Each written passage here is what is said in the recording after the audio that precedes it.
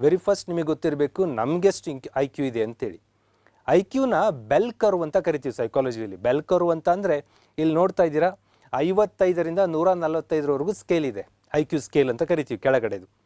55ಕ್ಕಿಂತ ಕಡಿಮೆ ಇರೋಂಥವ್ರು ಇರ್ತಾರೆ, ಅವರು ತುಂಬ ಮಾನಸಿಕವಾಗಿ ಬುದ್ಧಿಮಾಂದಿರು ಅಂತ ಕರಿತೀವಲ್ಲ ಆ ಥರ. 70ಕ್ಕಿಂತ ಕಡಿಮೆ ಇರೋರು ಅವ್ರ ಕೆಲಸ ಅವ್ರು ಮಾಡ್ಕೋತಾ ಇರ್ತಾರೆ, ಬಟ್ ಆ್ಯಕ್ಟಿವ್ ಆಗಿರೋದಿಲ್ಲ, ಅವರು ಕೂಡ ಬುದ್ಧಿಮಾಂದ್ಯತೆಗೆ ಬರ್ತಾರೆ, ಬಟ್ ತೀವ್ರ ಥರದ್ದಲ್ಲ. 85ರಿಂದ 70 ಏನಿದೆ ಅವರು ಕಡಿಮೆ ಪರ್ಫಾರ್ಮ್ ಮಾಡೋರಾಗಿರ್ತಾರೆ, ಅವ್ರ ಕೆಲಸ ಅವರೆಲ್ಲ ಮಾಡ್ಕೋತಿರ್ತಾರೆ, ಪರ್ಫೆಕ್ಟಾಗಿ ಕಾಣ್ತಾ ಇರ್ತಾರೆ, ಬಟ್ ಅವರು ಪೂರ್ ಪರ್ಫಾರ್ಮರ್ ಆಗಿರ್ತಾರೆ. ನಾವು ನಿರೀಕ್ಷಿಸಿದಷ್ಟು ಕೆಲಸ ಮಾಡಿಸೋದಕ್ಕೆ ಅವ್ರ ಕೈಲಾಗಲ್ಲ, ಈ ಥರದಲ್ಲಿರುತ್ತೆ. 85ರಿಂದ 100 ಏನು ನಾವು 100 ಜನ ಇದ್ದೀವಿ ಅಂದರೆ 34%. ನಾವು ಈ ಕೆಳಗಿನ 85ಕ್ಕಿಂತ ಕಡಿಮೆ ಇರುವಂಥ ಒಂದು 16% ಜನರ ಬಗ್ಗೆ ಭಾಳ ವರಿ ಮಾಡ್ಕೊಳ್ಳೋ ಅಗತ್ಯ ಇಲ್ಲ. ಅವು ಬೌದ್ಧಿಕವಾಗಿ ವಿಕಸನದಲ್ಲೇ ಆದಂಥ ವ್ಯತ್ಯಾಸಗಳು. ಬಟ್ ನೀವು ಇದ್ದೀವಲ್ಲ, ನಾವು ಇಲ್ಲಿಂದ ಮೇಲೆ ಬರುವಂಥ ಉಳಿದ 84% ಪೀಪಲಲ್ಲಿ 34% ಜನ ಇಲ್ಲಿದ್ದೀವಿ ಅಂತ ಹೇಳುತ್ತೆ ಸೈಕಾಲಜಿ.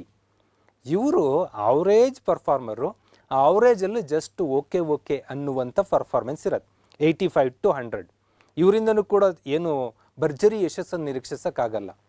100 to 115 ಇದೆಯಲ್ಲ, ಇವ್ರು ಗುಡ್ ಪೀಪಲ್ ಅಂತಂದರೆ ಓಕೆ, ಒಂದು ಲೆಕ್ಕದ ಸಾಧನೆಗಳನ್ನು, ಸಣ್ಣ ಪುಟ್ಟ ಸಾಧನೆಗಳು, PC ಎಕ್ಸಾಮ್ ಪಾಸ್ ಮಾಡಿಸೋಂಥದ್ದು, SD ಎಕ್ಸಾಮ್ ಪಾಸ್ ಮಾಡಿಸೋಂಥದ್ದು, ಸಣ್ಣದೊಂದು ಕಿರಾಣಿ ಅಂಗಡಿ ನಡೆಸ್ಕೊಳ್ಳೋಂಥದ್ದು, ಈ ಥರದ್ದೆಲ್ಲ ಮಾಡಿಸ್ಬೋದು. 100 to 115 ಆ್ಯಂಡ್ ಎಬೋ 130ವರೆಗೂ ಇರ್ತಾರಲ್ಲ, ಇವರು ಬೆಟರ್, ಒಂದು ಒಳ್ಳೆ ಸಾಧನೆ ಮಾಡುವ ಶಕ್ತಿ ಇರುತ್ತೆ ಇವರಿಗೆ ಅಂತ. ಏನು KS, IAS, ಆಂಟ್ರಪ್ರಿನರ್ಶಿಪ್, ಕಿರಾಣಿ ಅಂಗಡಿಗೆ ಬದಲಾಗಿ ಒಂದು ಉದ್ಯಮವನ್ನು ನಡೆಸುವಂಥದ್ದು, ಕೃಷಿ ಉದ್ಯಮವನ್ನು ಮಾಡೋದು. ಈ 100ರಿಂದ 115 ಒಬ್ಬ ರೈತ ಉಳ್ಕೋತಾರೆ, 115 130 ಕೃಷಿ ಉದ್ಯಮಿಯಾಗಿ ಕನ್ವರ್ಟ್ ಆಗ್ತಾರೆ. ಆ ಥರ ಬೆಟರ್ ಪರ್ಫಾರ್ಮೆನ್ಸ್ ಇರುತ್ತೆ. And 130 to 145 only 2%. ಈ 130 to 145 ಇದೆಯಲ್ಲ, ಇವರು ಸಾಧಕರು. ಏನು ಇಸ್ರೋದ ವಿಜ್ಞಾನಿಗಳಿದ್ದಾರೆ ಅವರು, ನಾಸಾ ವಿಜ್ಞಾನಿಗಳಿದ್ದಾರೆ ಅವರು, ಎಲಾನ್ ಮಸ್ಕ್ ಇದ್ದಾರೆ, ಮಾರ್ಕ್ ಜುಕರ್ಬರ್ಗ್ ಇದ್ದಾರೆ, ಈ ಥರ ಸರ್ ಎಂ ವಿಶ್ವೇಶ್ವರಯ್ಯನವರು, ಅಂಬೇಡ್ಕರ್ ಅವರು, ಇವರೆಲ್ಲ ಈ 130 to 145 ಕ್ಯಾಟಗರಿಯಲ್ಲಿ ಬರ್ತಾರೆ. ಇವರೆಲ್ಲ ದಿ ಬೆಸ್ಟ್. ನಾನು ಅಂಬೇಡ್ಕರ್ ಅವ್ರನ್ನೂ ಈ ಕ್ಯಾಟಗರಿ ಹಾಕೋಕೆ ರೆಡಿ ಇಲ್ಲ, ಬಿಕಾಸ್ ಅವರು 145 ಎಬೋ ಇದ್ರೇನು ಅಂತ. ಆ ಥರದ PhDಗಳು, ಆ ಥರದ ಅಧ್ಯಯನ ನೋಡಿದಾಗ ಅವೆಲ್ಲ ಎಕ್ಸೆಪ್ಷನ್ ಕೇಸ್. ಏನು ಐನ್ಸ್ಟೀನ್ ಎಲ್ಲ ಬರ್ತಾರಲ್ಲ, ಆ ಲೆವೆಲ್ನ ಐ ಕ್ಯೂ ಪೀಪಲ್ಗಳಾಗಿರ್ತಾರೆ, ಅವೆಲ್ಲ ಎಕ್ಸೆಪ್ಷನ್ ಕೇಸ್ಗಳು. ಓಕೆ, ಈ ಥರದಲ್ಲಿ ಐ ಕ್ಯೂ ಇರುತ್ತೆ. ಇಲ್ಲಿ ಏನು ಆಗಬೇಕು ಅಂತ ಅಂದರೆ, ನಮ್ಮದು ಬಿಲೋ 100 ಇದೆಯಾ, ಎಬೋ 100 ಇದೀವಾ, 100 to 115 ಇದೀವಾ, ಇದು ನಿಮಗೆ ಗೊತ್ತಾಗುತ್ತೆ.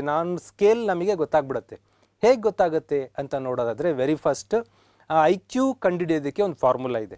ಏನದು ಇಂಟೆಲಿಜೆನ್ಸ್ ಕ್ವೋಷಂಟ್ ಕಂಡುಹಿಡಿಯೋ ಫಾರ್ಮುಲಾ ಅಂದರೆ, ಮೆಂಟಲ್ ಏಜ್, ಮಾನಸಿಕ ವಯಸ್ಸು, ಡಿವೈಡೆಡ್ ಬೈ ಕ್ರೊನಾಲಜಿಕಲ್ ಏಜ್, ದೈಹಿಕವಾಗಿ ಎಷ್ಟು ವಯಸ್ಸಾಗಿದೆ, ಇಂಟು 100.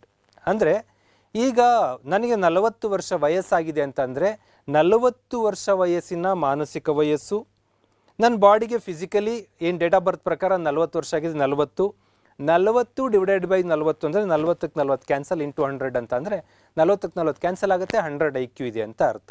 ಅದೇ ಏನಾದರೂ ನಾನು ಮೆಂಟಲ್ ಏಜ್ ಅಂದರೆ 40 ವರ್ಷದೊಂಥರ ಬಿಹೇವ್ ಮಾಡಿದೆ, 35 ವರ್ಷದೊಂಥರನೋ 30 ವರ್ಷದೊಂಥರನೋ ಬಿಹೇವ್ ಮಾಡ್ತಾ ಇದ್ದೀನಿ ಅಂದರೆ, ನನ್ನ ಫಿಸಿಕಲ್ ಏಜ್ ಆಲ್ರೆಡಿ 40 ಆಗೋಗಿದೆ, ನನ್ನ ಐ ಕ್ಯೂ ಬಿಲೋ 100 ಬಂದುಬಿಡುತ್ತೆ ಅಷ್ಟೇ.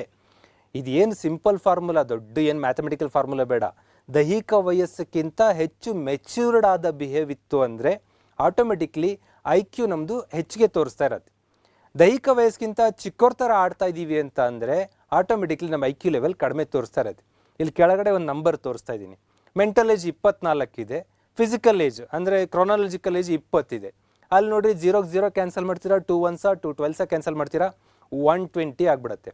ಅಂದರೆ 120 ಐ ಕ್ಯೂ ಅಂತ ಅಂದರೆ 20 ವರ್ಷದ ಮಗು 24 ವರ್ಷದ ಮೆಂಟಲ್ ಏಜ್ ಹೊಂದಿರಬೇಕು.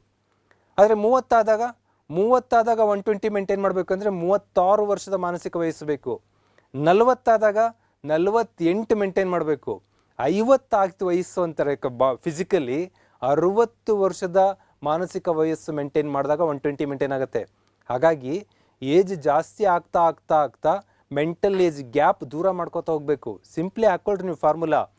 24/20 120, 36/30 120, 48/40 120, 60/50 120 ಆಗಿಬಿಡುತ್ತೆ. ಅಂದರೆ ಫಿಸಿಕಲ್ ಏಜ್ ಒಂದೊಂದು ವರ್ಷ ಜಾಸ್ತಿ ಆಗ್ತಾನೆ, ನಮ್ಮ ಮೆಂಟಲ್ ಏಜ್ನ ಗುಣಮಟ್ಟ ಇನ್ನೂ ಹೆಚ್ಚಿಗೆ ಇಂಪ್ರೂವ್ ಆಗ್ತಾ ಹೋಗಬೇಕು, ಆವಾಗ ಈ ಪರ್ಸೆಂಟೇಜ್ ಮೇಂಟೈನ್ ಮಾಡೋಕ್ಕಾಗತ್ತೆ. ಹಾಗಾಗಿ ಅದೇ ನೋಡ್ರಿ, 12 ವರ್ಷದ ಮಾನಸಿಕ ವಯಸ್ಸು 10 ವರ್ಷ ಆದರೆ ಸಾಕು 120 ಮೇಂಟೈನ್ ಆಗುತ್ತೆ. ಬಟ್ 20 ವರ್ಷದೊತ್ತಿಗೆ ಮತ್ತೆ 2 ವರ್ಷ ಜಾಸ್ತಿ ಮೆಚ್ಯೂರಿಟಿ ಮೇಂಟೈನ್ ಮಾಡಬೇಕು. ಹಾಗಾಗಿ ಹೆಚ್ಚು ಮಾನಸಿಕ ವಯಸ್ಸು ಇದ್ದಾಗ ನಮ್ದು ಹೆಚ್ಚು IQ ಇದೆ ಅಂತ ಅರ್ಥ.